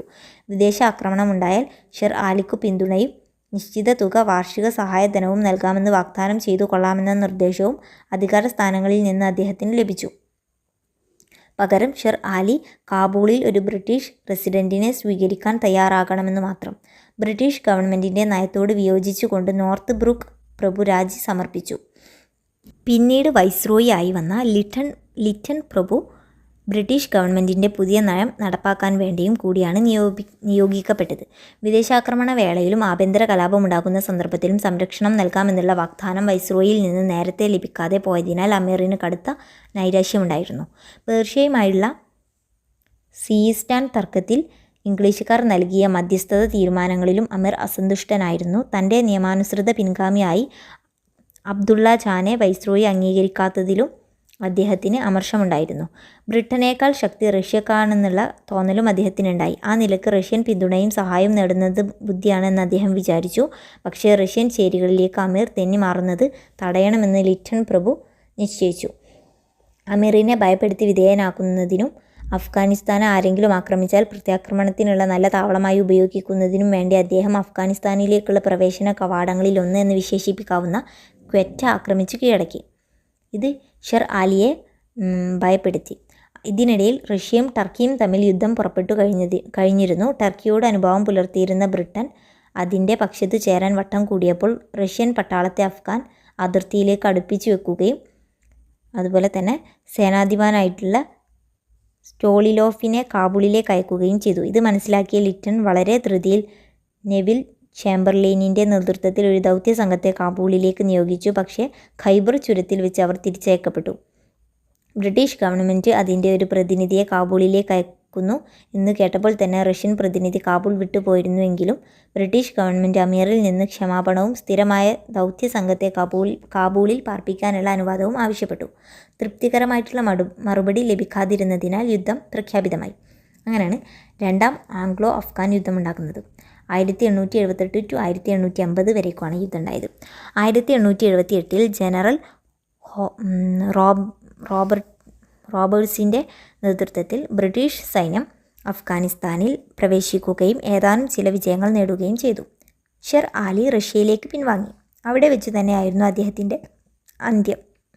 അടുത്ത അമീറായിട്ട് യാക്കൂബ് ഖാനെയാണ് ഇംഗ്ലീഷുകാർ അംഗീകരിച്ചത്. അദ്ദേഹവുമായിട്ട് ഗണ്ടാമക് ഉടമ്പടി പ്രകാരം 6 ലക്ഷം രൂപ വാർഷിക സഹായധനമായിട്ട് ബ്രിട്ടീഷുകാർ നൽകുന്നതിന് പകരം വൈസ്രോയിക്ക് അമീറിൻ്റെ വിദേശ നയത്തിന്മേൽ നിയന്ത്രണം അനുവദിക്കുകയും കുറം, പിഷിൻ, സിബി എന്നീ സ്ഥലങ്ങൾ ഇംഗ്ലീഷുകാർക്ക് നൽകുകയും ചെയ്തു. കാബൂളിൽ റെസിഡൻറ്റിനെയും ഹീററ്റിലും അതിർത്തിയിലുമുള്ള മറ്റു സ്ഥലങ്ങളിലും ഏജൻറ്റുമാരെയും സ്വീകരിച്ചു കൊള്ളാമെന്ന് അമീർ സമ്മതിച്ചു. റെസിഡൻ്റായി നിയമിതനായത് ലൂയി കവഗ്നാരിയാണ്. ഉദ്യോഗത്തിൽ പ്രവേശിച്ച് 6 ആഴ്ചക്കകം അദ്ദേഹം കൂടെയുള്ളവരെയും കലാപകാരികളായ അദ്ദേഹത്തെയും കൂടെയുള്ളവരെയും കലാപകാരികളായിട്ടുള്ള അഫ്ഗാൻകാർ കൊന്നൊടുക്കി റെസിഡൻസി തീവെച്ച് നശിപ്പിച്ചു. അസ്വസ്ഥതകൾ നിയന്ത്രിക്കാൻ കഴിയാതെ വന്നപ്പോൾ യാക്കൂബ് ഖാൻ അദ്ദേഹം രാജിവെച്ചു. അദ്ദേഹത്തെ ഇന്ത്യയിലേക്ക് അയക്കുകയും ഡെറാഡൂണിൽ തടവുകാരനായി 1923 മരണം വരെ അദ്ദേഹം കഴിഞ്ഞുകൂടുകയും ചെയ്തു. വീണ്ടും ബ്രിട്ടീഷ് സൈന്യം പ്രവർത്തനനിരതമാവുകയും പലയിടത്തും വെച്ചും കലാപകാരികളെ പരാജയപ്പെടുത്തുകയും ചെയ്തു. കാണ്ഡഹാറും കാബൂളും അവർ പിടിച്ചെടുത്തു. 1870 മുതൽ റഷ്യയിൽ താമസിക്കുകയായിരുന്ന അബ്ദുൾ റഹ്മാൻ ഷെർ ആലിയുടെ സഹോദരീ പുത്രനായിരുന്നു. അദ്ദേഹത്തിനെ അമീറാക്കി. അദ്ദേഹമായിരുന്നു പിന്നെ ഉണ്ടായിരുന്ന അമീർ. എന്നാൽ അടുത്ത അമീറിനെ പറ്റി അവസാനം തീരുമാനമെടുക്കുന്നതിന് മുമ്പ് തന്നെ ലിറ്റൻ പ്രഭു ഉദ്യോഗം രാജിവെച്ചു. പിന്നീട് 1880 വൈസ്രോയി ആയിട്ട് വന്ന റിപ്പൺ പ്രഭു അബ്ദുറഹ്മാനെ തന്നെ അമീറായിട്ട് അംഗീകരിച്ചു. പുതിയ അമീർ വിദേശ ബന്ധങ്ങളിൽ ബ്രിട്ടീഷ് നിയന്ത്രണം അനുവദിച്ചു. വിദേശ ആക്രമണങ്ങളിൽ നിന്ന് സംരക്ഷണം നൽകാമെന്നും ഒരു തുക വാർഷിക സഹായധനമായിട്ട് കൊടുക്കാമെന്നും ബ്രിട്ടീഷുകാർ സമ്മതിച്ചു. കാബൂളിൽ റെസിഡൻറ്റിനെ നിയമിക്കുന്ന കാര്യത്തിൽ അവർ നിർബന്ധം പിടിച്ചില്ല. Durand line. ലാൻസ്ഡൗണിൻ്റെ ഭരണകാലത്ത് ബ്രിട്ടീഷ് ഇന്ത്യയും അഫ്ഗാനിസ്ഥാനും തമ്മിലുള്ള അതിർത്തി വ്യക്തമായിട്ട് രേഖപ്പെടുത്തി. സർ മോർട്ടിമർ ഡ്യൂറാൻഡ് ചെയർമാനായുള്ള ഒരു കമ്മീഷനാണ് അതിർത്തി നിർണയിച്ചത്. ഇതോടെ ഇന്ത്യയും അഫ്ഗാനിസ്ഥാനുമായിട്ടുള്ള സുഹൃത്ത് ബന്ധം ഏറെ ഊഷ്മളമായി. കഴ്സൺ പ്രഭു അഫ്ഗാനിസ്ഥാനുമായിട്ടുള്ള നല്ല ബന്ധം പുലർത്തിയിരുന്നു. 1901 അബ്ദുറഹ്മാൻ അന്തരിക്കുകയും അദ്ദേഹത്തിൻ്റെ പുത്രൻ ഹബീബുള്ള പുതിയ അമീറാവുകയും ചെയ്തു. ഹിസ് മജസ്റ്റി എന്ന പേരിനോട് ചേർത്ത് ഉപയോഗിക്കാനുള്ള അവകാശം കഴ്സൺ പുതിയ അമീറിന് അഥവാ അബ്ദുറഹ്മാൻ്റെ മകനായിട്ടുള്ള ഹബീബുള്ളക്ക് നൽകി. ഹിസ് മജസ്റ്റി എന്ന പേരിനോട് ചേർത്ത് ഉപയോഗിക്കാനുള്ള അവകാശം കഴ്സൺ പ്രഭു അദ്ദേഹത്തിന് നൽകി. ഹബീബുള്ള ബ്രിട്ടീഷുകാരുമായിട്ടുള്ള സൗഹൃദ ബന്ധത്തോടെയാണ് പ്രവർത്തിച്ചിരുന്നത്. മൂന്നാം ആംഗ്ലോ അഫ്ഗാൻ യുദ്ധം 1919 1919 ഫെബ്രുവരി 20 ഹബീബുള്ള കൊല്ലപ്പെട്ടു. പാശ്ചാത്യ അഥവാ വെസ്റ്റേൺ രീതിയിലുള്ള ഒരു സംസ്കാരം നാട്ടിൽ നടപ്പാക്കാൻ അദ്ദേഹം കാണിച്ച ധൃതിയായിരുന്നു അദ്ദേഹത്തിൻ്റെ മരണത്തിനുള്ള കാരണം. അടുത്ത അമാനുള്ള ഖാനായിരുന്നു അടുത്ത അമീറായിട്ട് വന്നിട്ടുണ്ടായിരുന്നത്. അനുയായികളെ തൃപ്തിപ്പെടുത്താൻ വേണ്ടിയിട്ട് അദ്ദേഹം ഇംഗ്ലീഷുകാരുമായിട്ട് യുദ്ധം ചെയ്യാൻ നിർബന്ധിതനായി. ഇത് മൂന്നാം അഫ്ഗാൻ യുദ്ധത്തിന് വഴിയൊരുക്കി. ഏതാനും ആഴ്ചകൾ കൊണ്ട് തന്നെ യുദ്ധം അവസാനിച്ചു. 1919 റാവൽപിണ്ടി ഉടമ്പടിയിൽ ഇരുകൂട്ടരും ഒപ്പുവെച്ചു. എന്നാൽ അഫ്ഗാനിസ്ഥാനുമായിട്ടുള്ള അവസാന ഒത്തുതീർപ്പുണ്ടായത് 1921 മറ്റൊരു ഉടമ്പടിയിലൂടെയാണ്. അമാനുള്ള രാജാവ് എന്ന സ്ഥാനപ്പേർ സ്വീകരിച്ച് അഫ്ഗാനിസ്ഥാൻ്റെയും ഇംഗ്ലണ്ടിൻ്റെയും സ്ഥാനപതിമാരെ യഥാക്രമം ലണ്ടനിലും കാബൂളിലും നിയമിക്കുന്നതിനും തീരുമാനമായി. അമാനുള്ള നിരവധി സാമൂഹികവും ഭരണപരവുമായിട്ടുള്ള പരിഷ്കാരങ്ങൾ നടപ്പിലാക്കാൻ ആരംഭിച്ചു. അപകടമാണ് എന്ന് തെളിഞ്ഞതിനാൽ രാജ്യത്തിലെ യാഥാസ്ഥിതിക വിഭാഗങ്ങൾ അവയെ എതിർത്തു. ആഭ്യന്തര യുദ്ധമായിരുന്നു ഇതിൻ്റെ അനന്തരഫലം. അമാനുള്ളക്ക് സ്ഥാനത്യാഗം ചെയ്യാതെ വേറെ വഴിയില്ല എന്നുവെന്നു. അടുത്ത അമീറായ നാദിർഷാ ഇന്ത്യയുമായി സൗഹൃദ ബന്ധം പുലർത്തി. പരിഷ്കാരങ്ങൾ ഏർപ്പെടുത്തുന്ന കാര്യത്തിൽ നാദിർഷാ വളരെ കരുതലുള്ളവനായിരുന്നു. എന്നിട്ടും അമാനുള്ളയുടെ അനുയായിയാൽ നാദിർഷാ കൊല്ലപ്പെട്ടു. നാദിർഷായുടെ പിൻഗാമി സഹിർ ഷാ ആയിരുന്നു. 1973 പ്രധാനമന്ത്രിയായിരുന്ന മുഹമ്മദ് ദാവൂദ് സഹിർ ഷായെ സ്ഥാനഭ്രഷ്ടനാക്കുകയും നാടുകടത്തുകയും ചെയ്തു. ദാവൂദ് ആദ്യം റഷ്യയുമായിട്ട് നല്ല ബന്ധം പുലർത്തി. എന്നാൽ ക്രമേണ പാശ്ചാത്യ രാജ്യങ്ങളുമായിട്ട് അടുക്കുന്നു എന്ന് തോന്നിയപ്പോൾ 1978 ഏപ്രിൽ അദ്ദേഹത്തെ സ്ഥാനഭ്രഷ്ടനാക്കി. അടുത്ത ഭരണാധികാരിയായിരുന്ന നൂർ മുഹമ്മദ് തറാക്കി 1978 ഡിസംബറിൽ സോവിയറ്റ് യൂണിയനുമായിട്ട് സഹായ സഹകരണ കരാർ ഉണ്ടാക്കി. തറാക്കിയെ ഒരു സൈനിക കലാപത്തിൽ സ്ഥാനഭ്രഷ്ടനാക്കിയതിനു ശേഷം 1979 സെപ്റ്റംബറിൽ ഹബീബുള്ള അമീർ ഭരണാധികാരിയായി. 1979 ഡിസംബറിൽ മറ്റൊരു സൈനിക കലാപമുണ്ടാകുകയും സോവിയറ്റ് സേനകൾ അഫ്ഗാനിസ്ഥാനിൽ പ്രവേശിച്ച് ബാബ്രാക് കാർമലിനെ പ്രസിഡൻ്റാക്കി വാഴിക്കുകയും ചെയ്തു. ഏറെ താമസിയാതെ കാർമൽ നജീബുള്ളയ്ക്കു വേണ്ടി പ്രസിഡന്റ് പദം ഒഴിഞ്ഞുകൊടുത്തു. സോവിയറ്റ് സേനകൾ അഫ്ഗാനിസ്ഥാനിൽ ഇടപെട്ട് 10 വർഷം കഴിഞ്ഞിട്ടാണ് അവർ അഫ്ഗാനിസ്ഥാനിൽ നിന്നും പിൻവാങ്ങിയത്. അഫ്ഗാൻ ഒളിപ്പോരുകാരിൽ നിന്നുള്ള ശക്തമായിട്ടുള്ള തിരിച്ചടിയും അവർക്ക് അമേരിക്ക നൽകി പോന്നിരുന്ന വമ്പിച്ച ആയുധ സഹായവും ഒരു പരിധിവരെ ആഗോള പൊതുജനാഭിപ്രായത്തിൻ്റെ സമ്മർദ്ദവുമാണ് സേനകളെ പിൻവലിക്കാൻ സോവിയറ്റ് റഷ്യയെ പ്രേരിപ്പിച്ചത്. സോവിയറ്റ് സേന പിൻവാങ്ങിയെങ്കിലും അഫ്ഗാനിസ്ഥാനിൽ ഇതുവരെ സമാധാനം പുനഃസ്ഥാപിക്കപ്പെട്ടിട്ടില്ല. നജീബുള്ളയുടെ പതനത്തെ തുടർന്ന് ഒളിപ്പോരാളികൾ അധികാരം പിടിച്ചെടുത്തെങ്കിലും പൊരിഞ്ഞ ഒരു ആഭ്യന്തര യുദ്ധത്തിൻ്റെ നീർച്ചുഴയിലാണ് ആ രാജ്യം പിന്നീടുണ്ടായിരുന്നത്. ഇംഗ്ലീഷ് ബർമ ബന്ധങ്ങൾ. 17-ാം നൂറ്റാണ്ട് മുതൽ ഇംഗ്ലീഷ് ഈസ്റ്റ് ഇന്ത്യ കമ്പനിക്ക് ബർമയുമായിട്ട് വ്യാപാര ബന്ധമുണ്ടായിരുന്നു. എന്നാൽ 19-ാം നൂറ്റാണ്ടിൻ്റെ ആദ്യ പാദത്തിൽ ഇരുവരും തമ്മിൽ രാഷ്ട്രീയ ബന്ധം സ്ഥാപിക്കാനിടയായി. കമ്പനിയുടെ അധീനതയിലുള്ള ബംഗാൾ അതിർത്തിയിലേക്ക് ബർമാക്കാർ നടത്തിയ മുന്നേറ്റമാണ് രാഷ്ട്രീയ സമ്പർക്കത്തിലേക്ക് നയിച്ചത്. 18-ാം നൂറ്റാണ്ടിൻ്റെ രണ്ടാം പാദത്തിൽ ഇന്ത്യയിൽ ബ്രിട്ടീഷ് മേൽക്കോയ്മ വളർന്നു വികസിച്ചു കൊണ്ടിരുന്ന അവസരത്തിൽ ബർമ മുഴുവനും ശക്തിമത്തായിട്ടുള്ള രാജവംശത്തിൻ്റെ അധീനതയിലായി. ടിബറ്റോ ചൈനീസ് വർഗത്തിൽപ്പെട്ട അലോംബ്ര എന്ന പേരുള്ള ഒരു മുഖ്യനാണ് ആ രാജവംശം സ്ഥാപിച്ചത്. 1750 അദ്ദേഹം ഐരാവതി നദീതടത്തിലുള്ള പെഗു പിടിച്ചടക്കി അതിനെ തൻ്റെ കേന്ദ്രമാക്കി തീർത്തു. 1776 ഡനാസറീമും 1784 അരക്കാനും 1813 ആസാമിനടുത്തുള്ള മണിപ്പൂരും പിടിച്ചെടുത്തുകൊണ്ട് അദ്ദേഹത്തിൻ്റെ പിൻഗാമികൾ രാജ്യം വിസ്തൃതമാക്കി. ബ്രിട്ടീഷ് ജില്ലയായ ചിറ്റഗോങ്ങിന് തെക്ക് കിടക്കുന്ന അരക്കാൻ പിടിച്ചടക്കിയതാണ് ബർമക്കാരെ ബ്രിട്ടീഷ് ഇന്ത്യൻ പ്രദേശങ്ങളുമായിട്ട് അടുത്ത സമ്പർക്കത്തിൽ കൊണ്ടുചെന്നെത്തിച്ചത്. അങ്ങനെ രണ്ടു ശക്തികൾക്കുമിടയിൽ പൊതു അതിർത്തി ഉണ്ടായി. വളരെ അവ്യക്തമായി നിർവചിച്ചിരുന്നതും മാറ്റമുള്ളതുമായിരുന്നു ഈ അതിർത്തികൾ. ആദ്യം കമ്പനി ബർമയുമായിട്ട് സ്നേഹബന്ധം സ്ഥാപിക്കാനാണ് ശ്രമിച്ചത്. അവർ ബർമയിലേക്ക് നിരവധി നയതന്ത്ര പ്രതിനിധികളെ അയച്ചു. പക്ഷേ ബർമയുടെ പ്രതികരണം തണുപ്പനായിരുന്നു. ഒന്നാം ബർമ യുദ്ധം 1824 to 1826. 1822 ബർമാക്കാർ ആസാം പിടിച്ചടക്കിയതിനു ശേഷം യാതൊരു പ്രകോപനവും കൂടാതെ ചിറ്റഗോങ്ങിനടുത്തുള്ള ഷാപൂരി എന്ന ദ്വീപിനെ ആക്രമിച്ചു. ബ്രിട്ടീഷുകാരുടെ പ്രതിഷേധം അവഗണിക്കപ്പെട്ടപ്പോൾ 1824 ഫെബ്രുവരി 24 ഗവർണർ ജനറൽ അമേഴ്സെറ്റ് പ്രഭു ബർമക്കെതിരായി യുദ്ധം പ്രഖ്യാപിച്ചു. 2 വർഷത്തേക്ക് നീണ്ടുനിന്ന ഈ യുദ്ധം അതിൻ്റെ ആദ്യഘട്ടത്തിൽ തന്നെ ഫലപ്രദമായിരുന്നില്ല. 1824 സർ ആർച്ചിബാൾഡ് ക്യാമ്പൽ റംഗൂൺ പിടിച്ചടക്കിയെങ്കിലും ഇംഗ്ലീഷ് സൈന്യത്തിന് മഴ മൂലം പുറത്തേക്ക് പോകാനാവാതെയായി. കാടുകളും ചതുപ്പ് നിലയങ്ങളും പേമാരികളും പ്രളയവും ഭക്ഷണ ദൗർലഭ്യവും പനി, വയറുകടി തുടങ്ങിയ രോഗങ്ങളും അവരുടെ നില വളരെ പരുങ്ങലിലാക്കി. ഒരു ഘട്ടത്തിൽ യുദ്ധം പരാജയത്തിൻ്റെ വക്കിൽ വരെ എത്തി. എന്നാൽ മഴക്കാലം തീർന്നതും മദ്രാസിൽ നിന്ന് അതിവേഗം എത്തിച്ച ആളുകളും ഭക്ഷണ വിഭവവും അവരുടെ അവസ്ഥ മെച്ചപ്പെടുത്തി. 1825 ക്യാമ്പലിൻ്റെ നേതൃത്വത്തിലുള്ള ഇംഗ്ലീഷ് സൈന്യം അതിസമർത്ഥമായിട്ടുള്ള ബർമീസ് ജനറൽ മഹാ ബണ്ടുലായുടെ സേനയെ ഡൊണാബ്യൂവിൽ വെച്ച് തോൽപ്പിക്കുകയും ലോവർ ബർമയുടെ തലസ്ഥാനമായിട്ടുള്ള പ്രോം പിടിച്ചടക്കുകയും ചെയ്തു. പാരഗണിൽ വെച്ച് ഇംഗ്ലീഷ് സേനയ്ക്ക് മറ്റൊരു വിജയം ഉണ്ടായി. അവിടെ നിന്ന് അവർ പോയത് ബർമീസ് തലസ്ഥാനമായിട്ടുള്ള തലസ്ഥാന നഗരിക്ക് 60 മൈൽ മാത്രം അകലെയുള്ള യണ്ടാബുവിലേക്കാണ്.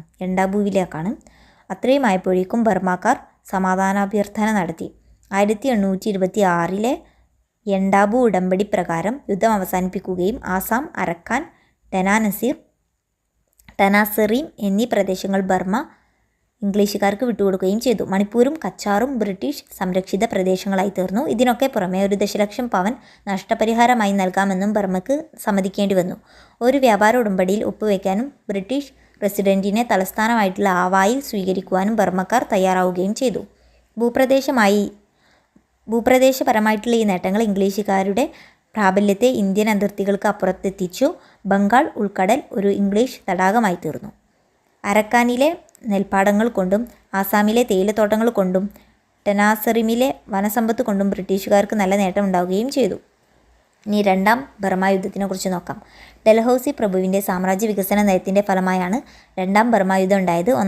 ഒന്നാം ബർമ യുദ്ധത്തിനു ശേഷം ധാരാളം ഇംഗ്ലീഷ് വ്യാപാരികൾ ബർമയിൽ താമസമുറപ്പിച്ചിരുന്നു.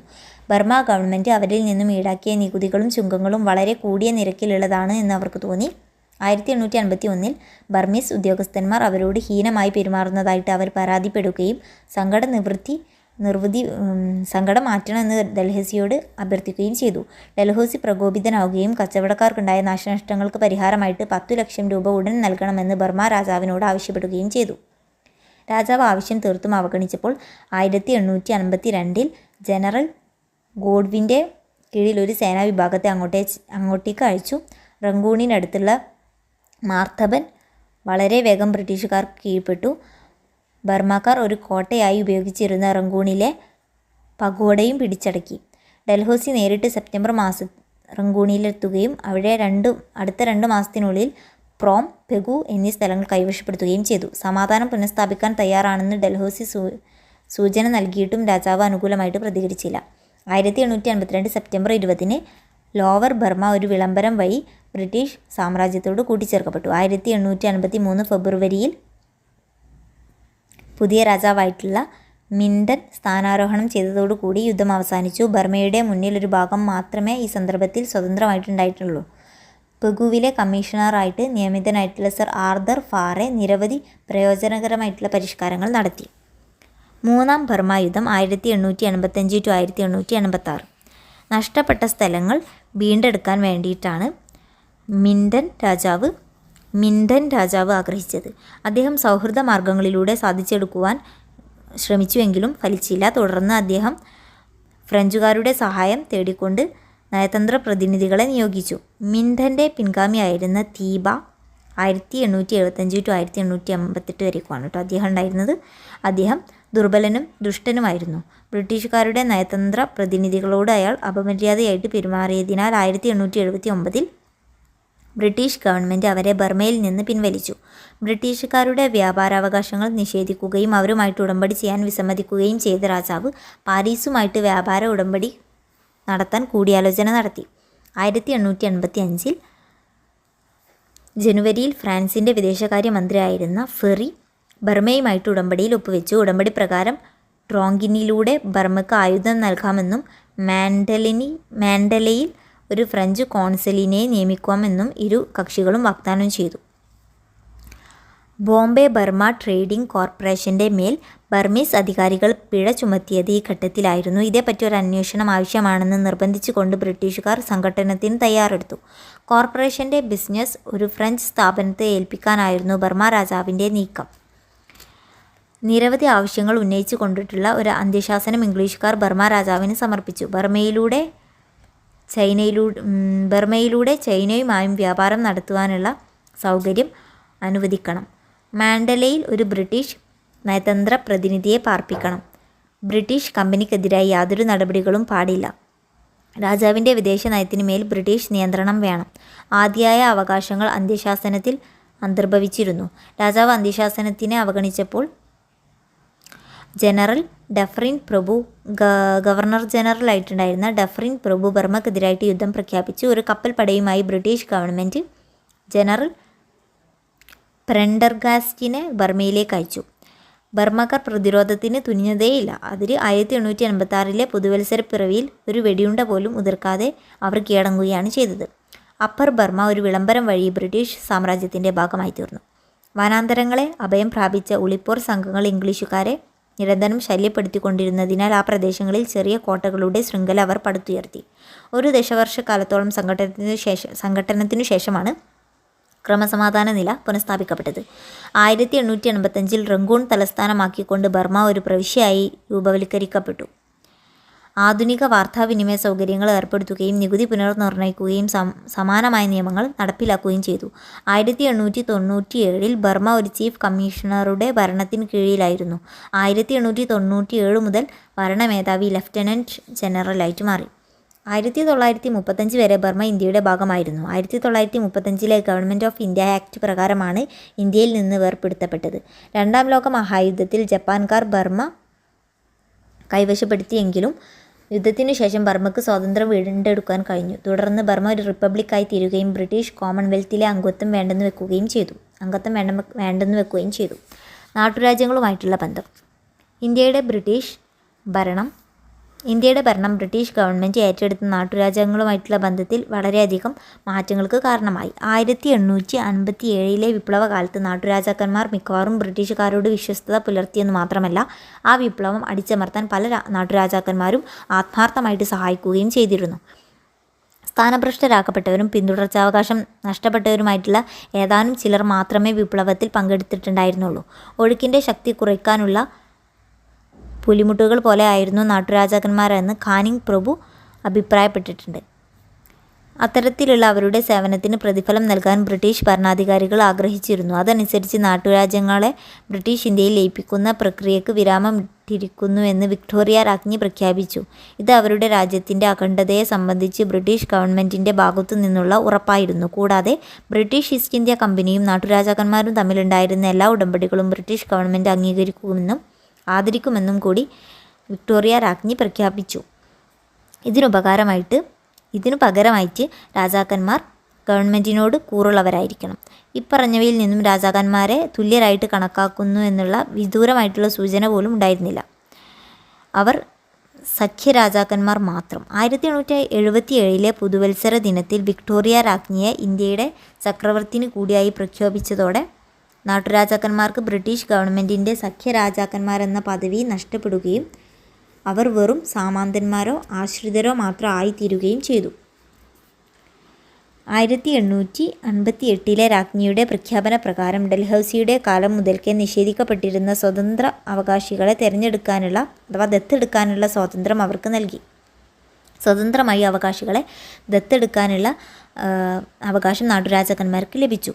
എന്നാൽ 1858 ശേഷം ബ്രിട്ടീഷ് ഭരണാധികാരം ഉറപ്പായതോടെ അവരുടെ അംഗീകാരം കൂടാതെ നാട്ടുരാജ്യങ്ങളിലെ പിന്തുടർച്ചാ പ്രശ്നങ്ങൾ മാറുന്നില്ല എന്നുള്ളതിൽ സംജാതമായി. ദുർഭരണത്തിൻ്റെ പേരിൽ ഭരണകാര്യങ്ങളിൽ ഇടപെടാനും ബ്രിട്ടീഷുകാർ ആരംഭിച്ചു. 1867 മകനു വേണ്ടി സ്ഥാനത്യാഗം ചെയ്യാൻ തോങ്കിലെ നവാബ് നിർബന്ധിതനായി തീർന്നതും 1870 അൽവാർ രാജാവിനെ നീക്കം ചെയ്തതിനു പകരം ഒരാളെ സ്ഥാനാരോഹണം ചെയ്യിപ്പിച്ചതും 1875 ബറോഡയിലെ ഗേക്വാഡിനെ വിചാരണയ്ക്കു ശേഷം പെരുമാറ്റ ദൂഷ്യത്തിൻ്റെയും ദുർഭരണത്തിൻ്റെയും പേരിൽ നീക്കം ചെയ്തതും ഈ നയത്തിൻ്റെ അടിസ്ഥാനത്തിലാണ്. 1889 ഭരണം വിട്ടൊഴിയാനും ഒരു റീജൻസി കൗൺസിലിന് അധികാരം കൈമാറാനും കാശ്മീർ മഹാരാജാവ് നിർബന്ധിതനായി. 1892 കാലറ്റിലെ ഖാൻ ദുർഭരണ കുറ്റം ആരോപിച്ച് നീക്കം ചെയ്യപ്പെട്ടു. നാട്ടുരാജാക്കന്മാരുടെ പട്ടാള ശക്തി കേന്ദ്ര ഗവൺമെൻറ്റിൻ്റെ നിരീക്ഷണത്തിന് വിധേയമാക്കപ്പെട്ടു. ഒരു നാട്ടുരാജ്യത്തെയും നിശ്ചിത സംഖ്യയിൽ കൂടുതൽ പട്ടാളക്കാരെ നിലനിർത്താൻ അനുവദിച്ചിരുന്നില്ല. ഈ കാരണത്താൽ ഗ്വാളിയോറിലെ സിന്ധ്യക്ക് പട്ടാള ശക്തി കുറയ്ക്കേണ്ടതായിട്ട് വന്നു. നാട്ടുരാജ്യങ്ങളുടെ വിദേശ ബന്ധങ്ങളുടെ കാര്യത്തിൽ സമ്പൂർണ്ണ നിയന്ത്രണം ബ്രിട്ടീഷുകാർക്കുണ്ടായി. എന്നാൽ ബ്രിട്ടീഷ് ഇന്ത്യയിൽ രാഷ്ട്രീയ അസ്വാസ്ഥ്യങ്ങൾ വർദ്ധിച്ചപ്പോൾ നാട്ടുരാജ്യങ്ങളുമായിട്ട് സ്നേഹബന്ധം പുലർത്തുവാൻ അവർ ശ്രദ്ധിച്ചു. സാമ്രാജ്യത്തിൻ്റെ പ്രതിരോധ കോട്ടകളായി നാട്ടുരാജ്യങ്ങളെ നിലനിർത്തുക എന്നത് ബ്രിട്ടീഷുകാരുടെ നയത്തിൻ്റെ ഭാഗമായി. രാജ്യത്ത് പുരോഗമന പ്രസ്ഥാനങ്ങൾക്കെതിരായിട്ട് അവരെ ഉപയോഗിക്കുന്നത് പ്രയോജനകരമാണെന്ന് ബ്രിട്ടീഷുകാർക്ക് മനസ്സിലായി. 1921 മൊണ്ടേഗ് ചെംസ്ഫോർഡ് പരിഷ്കാരങ്ങളിൽ നിർദ്ദേശിച്ച തരത്തിലൊരു നരേന്ദ്രമണ്ഡലം ചേംബർ ഓഫ് പ്രിൻസസ് ഒരു നരേന്ദ്രമണ്ഡലം സ്ഥാപിക്കുകയും ചെയ്തു. ബ്രിട്ടീഷ് സാമ്രാജ്യത്തിൽ നിന്ന് സ്വതന്ത്രരായി നിൽക്കുന്നവരായിട്ട് ബ്രിട്ടീഷ് ഭരണാധികാരികൾ നാട്ടുരാജാക്കന്മാരെ അംഗീകരിച്ചിരുന്നു. ബട്ട്ലർ കമ്മീഷൻ എന്നുകൂടി അറിയപ്പെടുന്ന ഇന്ത്യൻ സ്റ്റേറ്റ്സ് കമ്മിറ്റി 1929 സമർപ്പിച്ച റിപ്പോർട്ടിൽ ബ്രിട്ടീഷ് രാജാവിൻ്റെ പരമാധികാരം നാട്ടുരാജാക്കന്മാരും ബ്രിട്ടീഷ് രാജാക്കന്മാരും തമ്മിൽ നേരിട്ടുള്ള ബന്ധത്തിൽ ഉടലെടുത്തതാണ് എന്നുള്ളതും അതുകൊണ്ട് അത് ബ്രിട്ടീഷ് ഇന്ത്യയിലെ പുതിയ ഗവൺമെൻറ്റിന് കൈമാറാനാവില്ല എന്നും പ്രസ്താവിച്ചിരുന്നു. 1931 വട്ടമേശ സമ്മേളനത്തിൽ നാട്ടുരാജാക്കന്മാർ സജീവമായിട്ട് ഭാഗമായിരുന്നു എന്നുള്ളതും ഓർക്കേണ്ട കാര്യമാണ്. 1935 ഗവൺമെൻറ് ഓഫ് ഇന്ത്യ ആക്റ്റിൽ നിർദ്ദേശിക്കപ്പെട്ട ഇന്ത്യയുടെ ഫെഡറൽ വ്യവസ്ഥിതിയിൽ നാട്ടുരാജാക്കന്മാരുടെ താൽപ്പര്യങ്ങൾ സംരക്ഷിക്കുന്നതിന് പ്രത്യേകം വ്യവസ്ഥകളുണ്ടായിരുന്നു. ഫെഡറൽ നിയമസഭയിൽ അവർക്ക് അർഹിക്കുന്ന പ്രാതിനിധ്യം നൽകുകയും ചെയ്തിരുന്നു. എന്നാൽ നാട്ടുരാജ്യങ്ങൾ കൂടി ഉൾപ്പെട്ട ഫെഡറേഷൻ രൂപീകരിക്കാനുള്ള ഉദ്യമത്തെ അതിൽ ചേരാൻ വിസമ്മതിച്ചുകൊണ്ട് അവർ എതിർത്തു തോൽപ്പിച്ചു. 1937 നടന്ന തെരഞ്ഞെടുപ്പിൽ ഇന്ത്യൻ നാഷണൽ കോൺഗ്രസ് നേരിട്ട ഗംഭീര വിജയത്തിൻ്റെ പ്രത്യാഘാതം നാട്ടുരാജ്യങ്ങളിലും അനുഭവപ്പെട്ടു. അവിടെ പൗരസ്വാതന്ത്ര്യത്തിനും ഉത്തരവാദ ഭരണത്തിനും വേണ്ടിയുള്ള പ്രക്ഷോഭങ്ങൾ പൊട്ടിപ്പുറപ്പെടുന്നതിനും ഇത് കാരണമായി. ഇന്ത്യയിലാകെ രാഷ്ട്രീയ പ്രവർത്തനങ്ങൾ കൊടുമ്പിരി കൊണ്ട ഒരു കാലഘട്ടമായിരുന്നു അത്. ഗവൺമെൻറ്റിൻ്റെ യുദ്ധ ഉദ്യമങ്ങൾക്ക് പിന്തുണ നൽകാൻ കോൺഗ്രസ് വിസമ്മതിച്ചു. ഈ സ്തംഭനാവസ്ഥ പരിഹരിക്കാൻ ഭരണാധികാരികൾ പല ശ്രമങ്ങളും നടത്തി നോക്കി. അത് സംബന്ധിച്ച് നടന്ന സംഭാഷണങ്ങളിലും ചർച്ചകളിലുമെല്ലാം ഇന്ത്യൻ നാട്ടുരാജ്യങ്ങളുടെയും രാജാക്കന്മാരുടെയും ഭാവി പ്രധാന പ്രശ്നമായിട്ട് പൊന്തി വന്നിരുന്നു. പ്രധാനമന്ത്രി ആറ്റ്ലിയുടെ 1947 ഫെബ്രുവരി 20 പ്രഖ്യാപനത്തിലും മൗണ്ട് ബാറ്റൺ പ്രഭുവിൻ്റെ ജൂൺ 3 അറിയിപ്പിലും ബ്രിട്ടീഷുകാർ ഇന്ത്യ വിട്ടു പോകുമ്പോൾ നാട്ടുരാജ്യങ്ങൾക്ക് ഇന്ത്യയിലോ പാകിസ്ഥാനിലോ ചേരാനുള്ള സ്വാതന്ത്ര്യം ഉണ്ടായിരിക്കുമെന്ന കാര്യം ഊന്നി പറയുകയുണ്ടായി.